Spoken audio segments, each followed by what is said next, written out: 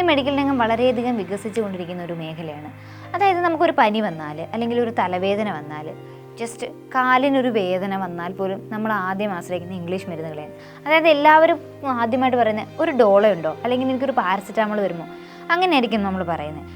ഇന്നത്തെ കാലത്ത് നമ്മൾ ഇംഗ്ലീഷ് മരുന്നുകളെ കൂടുതൽ ആശ്രയിച്ചിരിക്കുന്ന ഇന്നത്തെ കാലത്ത് ഔഷധ ചെടികളുടെ മരുന്നുകൾ വികസിപ്പിച്ചെടുത്ത് വിജയിച്ച ഒരു സ്ത്രീയാണ് ഡോക്ടർ ജുനൈജ.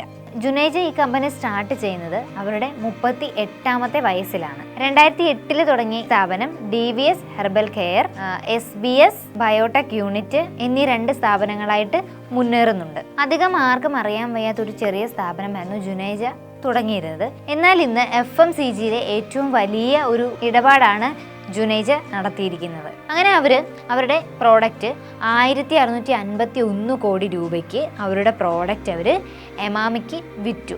അതോടെയാണ് അവർ കൂടുതൽ പ്രശസ്തി ആർജിച്ചത്. ആ പ്രോഡക്റ്റ് ഏതാണെന്ന് നിങ്ങൾക്ക് അറിയുമോ?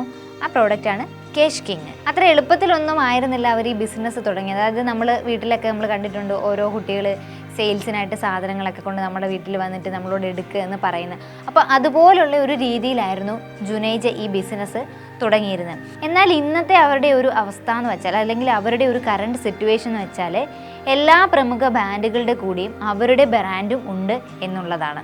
നമ്മൾ സാധാരണ ഓരോ ടാബ്ലറ്റ്സിൻ്റെയൊക്കെ പരസ്യം കണ്ടിട്ടുണ്ട്, അല്ലെങ്കിൽ ഏതെങ്കിലും ഫാർമ കമ്പനീസിൻ്റെയൊക്കെ പരസ്യം നമ്മൾ കണ്ടിട്ടുണ്ട്.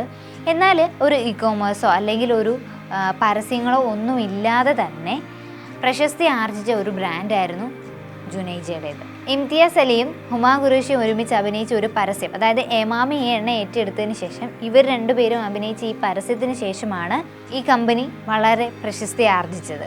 ഇപ്പോൾ ജുനൈജ ശ്രദ്ധ കേന്ദ്രീകരിക്കുന്നത് 3 ബ്രാൻഡുകളിലാണ്. അതായത് സാച്ചി സഹേലി, രൂപ മന്ത്ര, ഡോക്ടർ ഓർത്തോ എന്നീ 3 വിഭാഗത്തിലാണ് അവരിപ്പം ശ്രദ്ധ കേന്ദ്രീകരിച്ചിരിക്കുന്നത്.